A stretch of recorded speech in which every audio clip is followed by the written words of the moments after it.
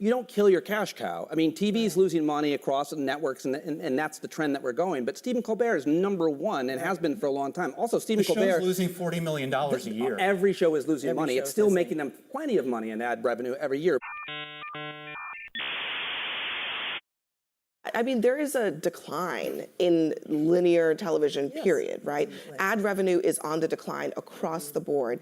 But relative to his peers and his competition, his show was doing actually quite well. So it's questionable, and the timing is questionable. You can't just dismiss that the show is losing $40 million a year. Yes, it's the highest rated, but that doesn't equate to dollars. Pete, that's not a good argument. It means it used to make more money. It's making less money. Doesn't mean you kill it. Well, when you have a balance sheet, it does matter. All of TV it also matters that late-night TV has been decimated. Right. The Late Late Show, which used to be on after Colbert, has been completely off the air for 2 years now, I think, when James Corden left.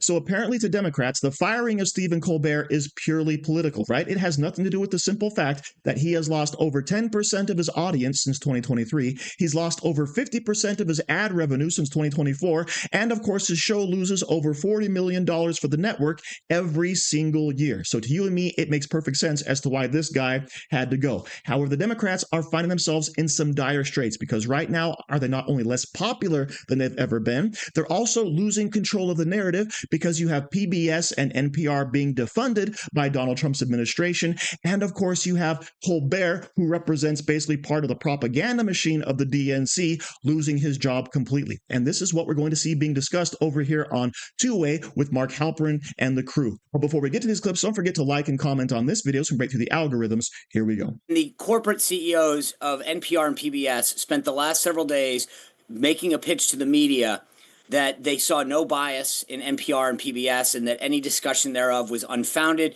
They made fools of themselves and their budgets were cut last night. Hooray for them. Yeah. So mine's similar to that, which is the left's presumption that they can dominate asymmetrically, dominate the media.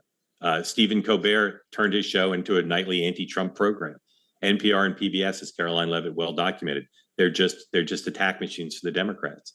And they have lost their ability to have these asymmetrical advantages. Huge loss for them, and a huge loss to the Democratic Party, which relied on these advantages as just millions. But, you know, and billions. Mark, you're scrubbing at something that is, or scratching at something that is so profound, because I've argued for the longest time that Democrats have had a hold on all of these mega institutions, right? Yeah. And you're right. You got Colbert, NPR, PBS starting to fall. But then it's the alternative economy where Republicans have learned, okay, well, if you don't want to get debanked by Bank of America, build your own bank. If you want a currency, go to crypto. And like this is what happened with the media and the rise of talk radio and then podcasts. But the left, their domination of academia, Hollywood, corporate America is 100%. Getting chipped away because they jumped the shark on so many things. 100%. That's why I make them the loser. It's a paradigm shift, and they don't recognize what a crutch that's been for them. They really don't. Truer words were never spoken. You have Mark Halperin right there at the end saying, yeah, the Democrats probably don't realize how much of a crutch it has been for them to have people like Stephen Colbert in their pocket, right?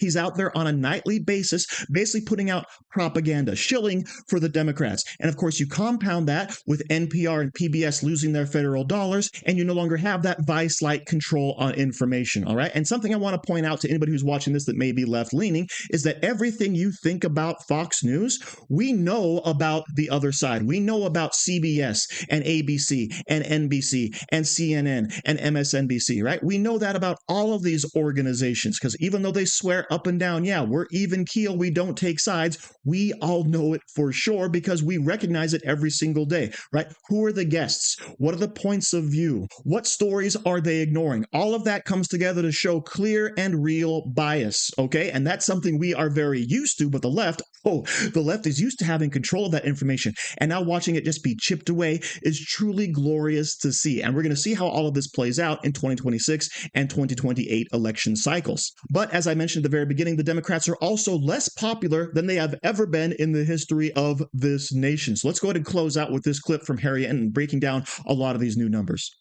Brand new CNN poll out today shows that Democrats' favorability among Americans is at its lowest point in the history of CNN's polling back to 1992. Only 28% of Americans view the Democratic Party favorably. How can you guys turn that around?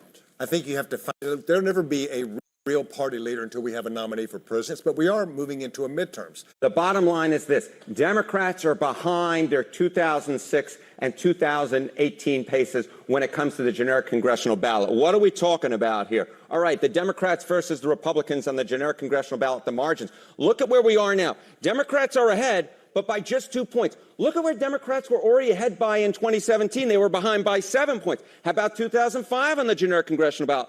Ahead by 7 points, ahead by 7 points, and now they're only ahead by 2 points. Their lead is less than half of where it was in either 2017 or 2005 in July of those years, the year before the midterm election. Yes, Donald Trump may be unpopular, but Democrats have not come anywhere close to sealing the deal at this particular point. Yeah, wave looks very different. Yes. All right, this is the generic ballot test. This is when you test people in a generic question. Of course, the House races aren't generic. There are 435 of them.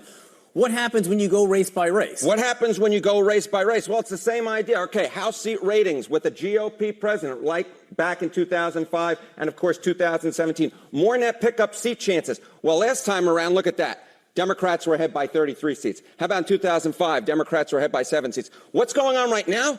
It's actually Republicans. Republicans with more net pickup chances at plus 12, according to the Cook Political Report, when you add in the likelies, the leans, and the toss-up races. So it's not just on the generic ballot where Democrats are behind their 2017 and 2005 pace. It's actually when it comes seat by seat, you see that, at least at this particular point, Republicans actually have more net pickup opportunities. This doesn't look anything like those wave elections back in 2006 or 2018. If it doesn't look anything like those years, what does it look like? Okay, so what does it look like? Well, let's take a look back at the generic congressional ballot. What was going on in Ipsos in October of 2024? Democrats were ahead by 2 points. Look at where we are now. Democrats ahead by 2 points among registered voters. At this particular point, this election cycle looks a lot more like 2024 than it does than either 2018 or 2006. And so, of course, Republicans actually held onto the House back in 2024. Will it happen this time around? We'll just have to wait and see. But for anyone who's writing the Republican House's political obituaries, hold the phone. This is a reality check. Republicans are still very much in the game. America first. America first. Do you like t-shirts? Of course you do. And now you can support the channel by buying an Angry Teacher t-shirt designed by me, Angry Teacher. So if you like America, if you like freedom, if you like liberty, then go ahead and click the link in the description where all designs, of course, are 100% mother approved. So enjoy yourself and find something you like today.